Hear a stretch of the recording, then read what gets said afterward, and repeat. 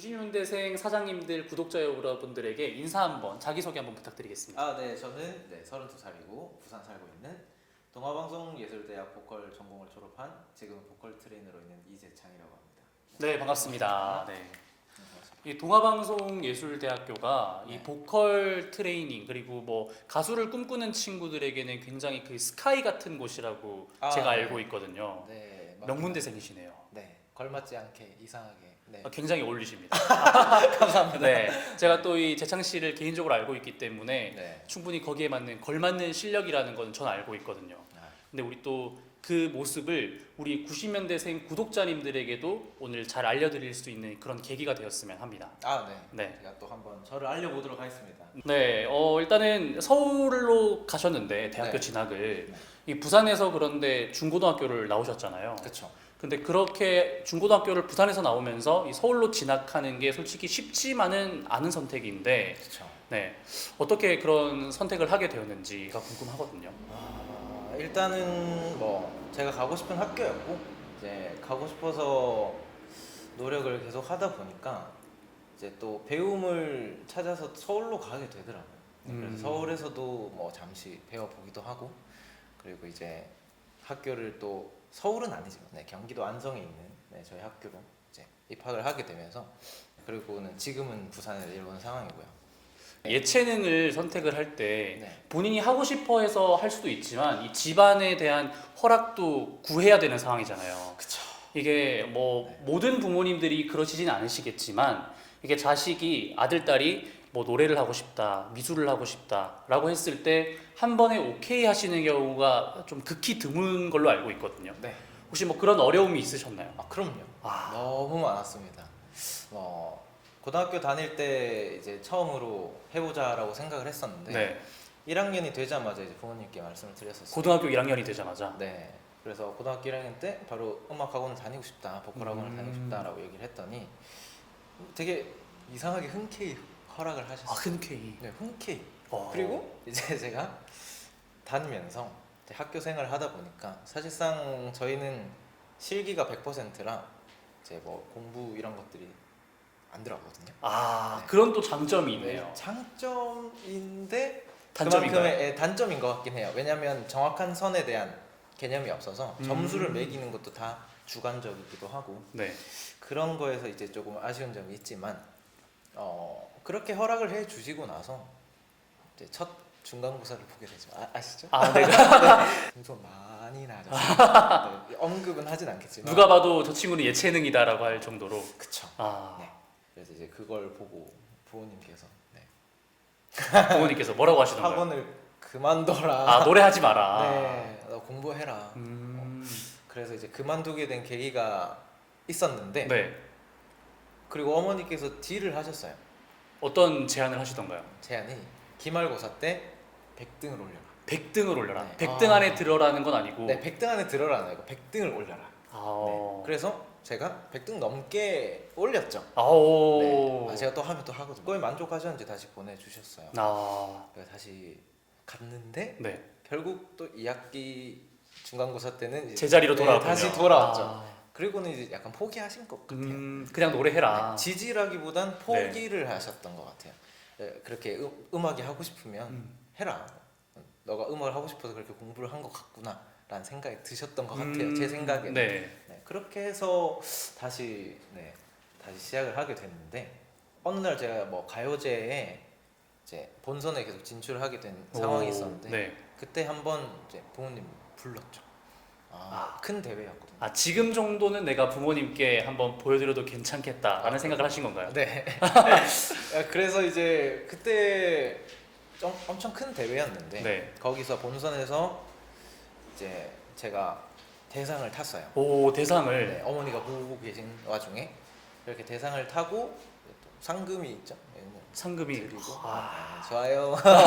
어머니 좋아하십니다. 네. 네. 그렇게 해서 이제 좀 어느 정도의 마음 무는 여신 것 같았어요. 왜냐면 그래도 내가 노래를 못하는지 잘하는지는 아셔야 하니까. 그렇죠. 그래서 그래도 내가 좀 잘하고 있다라는 거를 어머니가 아셔서 그때부터는 그렇게까지 막 터치는 없었어요. 그러면 그 어떻게 보면은 그 가요제에 나가서 네. 대상을 받았던 게 그 부모님의 그 약간 두터웠던 마음의 벽을 무너뜨릴 수 있는 그런 계기가 된 거군요. 그쵸, 계기죠. 정말로 계기. 지금 현재 보컬 트레이너 생활을 하고 있는데 이 보컬 트레이너의 생활의 일과는 또 어떻게 되나요?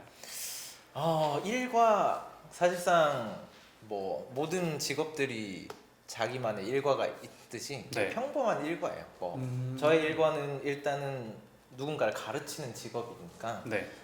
배우러 오는 사람들이 되게 다양하죠. 뭐 입시를 하고 싶어하는 고등학생들, 뭐 중학생들 이런 학생들도 오고요. 그리고 그냥 정말 노래를 잘하고 싶어서 취미로 배우시는 일반인들도 계시고 그런 분들을 일단 가르치는 일을 하고 있고 네. 일어나서 출근을 하고 아. 네. 그리고 나서 뭐 중간에 밥 먹고 그리고 퇴근하고 돌아와서 저만의 좀 작업 같은 것도 좀 하고 그리고 다시 잠에 들고 약간 이런 일과 네, 정말 비슷비슷한 일과입니다. 네. 근데 뭐 일반 사람들과 생활 패턴은 크게 다르지는 않고 그 중에 하는 일들이 조금씩의 차이가 있다라는 말씀이신 거죠? 패턴은 조금 다릅니다. 아, 패턴이 좀 다르네요. 네, 저는 이제 잠을 좀 늦게 자는 편이라 네. 왜냐하면 일이 저희 학생들도 이제 학교 끝나는 시간에 맞춰서 학원을 오기 때문에 네.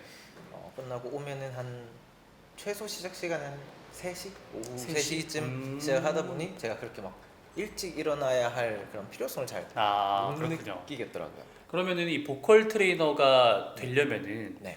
또 이 음악에 대한 스펙트럼도 굉장히 넓어야 할 것 같은데 네네. 그리고 재창 씨는 본인의 음악의 스펙트럼은 어느 정도인지? 네. 제가 또 막 이렇다고 하기는 네, 부끄럽고요. 네. 요만큼인가. 내가 내 입으로 내 자랑하기에는 네. 내 잘났다고 말하기엔 조금 부끄럽다. 근데 사실 그렇게까지 막 제가 큰 폭을 가지고 있는 건 아니라고 저는 저 자신이 생각을 해요. 네. 음악적인 요소로 따졌을 때 뭔가 장르적으로 따지면은 그렇게 폭이 넓은 것 같진 않고요. 그래도 들었을 때 어떤 리듬이거나 이런 식으로 부르면 좋겠다라고 하는 그런 들리는 거 이런 것들은 남들보다는 그러니까 뭐 일반인 기준에서는 훨씬 뛰어나지 않나. 네. 아마 노래 잘하는 사람들이 대부분이 그런 귀를 가지고 있을 거예요. 듣는 귀. 듣는 그리고 귀. 그거를 실행할 수 있는 생각과 몸을 가지고 있기 때문에 네. 그걸 실현할 수 있겠죠. 네, 그런 것 같고요. 예. 보컬 트레이너가 보면은 네. 노래만 잘해서 이 보컬 트레이너를 할 수 있는 건 아닌 것 같아요. 그럼요. 네. 피아노도 잘 쳐야 될 것 같고 전반적으로 음표도 읽을 줄 알아야 될 것 같은데 단순히 노래를 잘해서 보컬 트레이너가 될 수 있는 건 아니죠?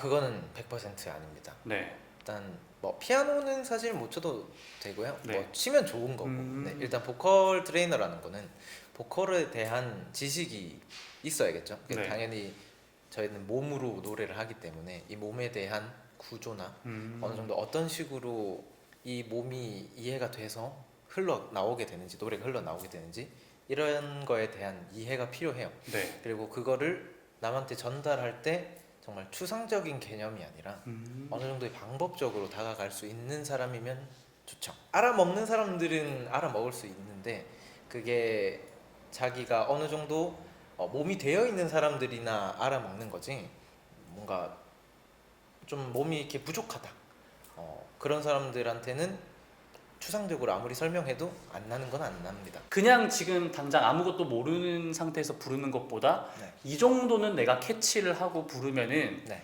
지금 상태보다는 조금 더 나은 목소리를 낼 수 있다. 혹은 지금 상태보다 더 좋은 가창력을 보여줄 수 있다라는 그런 뭐 꿀팁 같은 게 있을까요? 꿀팁이라 뭐 제가 생각하기에는 자기가 말하는 목소리를 잘 알아야 한다고 생각을 해요. 네. 이제 말하는 목소리도 제 성격마다 좀 많이 다릅니다. 이게 되게 밝은 사람들은 생각보다 텐션이 업이 되어 있는 네. 상태이기 때문에 생각보다 좀 깔끔하게 소리가 나오는 편이고 약간 소심하거나 원래 말이 좀 적으신 분들 같은 경우는 이렇게 떨어뜨리는 소리를 많이 쓰는데 네. 일명의 약간 성대가 벌어진 뭐 호흡이 새는 목소리를 많이 내요.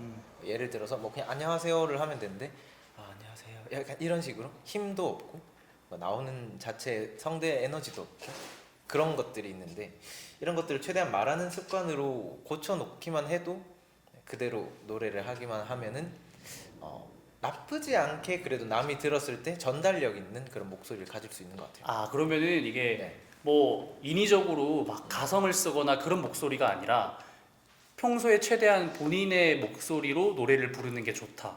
그렇죠. 훨씬 더 안정적으로 느껴지겠네요. 그러면. 그렇죠. 되게 전달력이 있죠. 말할 때 그 에너지 그대로 전달이 되기도 하고 노래할 때 어느 정도 말하듯이 전달을 해줘야 그 상대방이 들었을 때 그 느낌이 오겠죠. 네. 저는 그 재창 씨가 말한 그 팁 중에 제가 기억하고 있는 게 뭐냐면은 이 밸런스를 유지해라라는 말이 네. 네, 기억이 남거든요. 네. 그 말에 대해서도 한번 설명을 해주시면 좋을 것 같아요.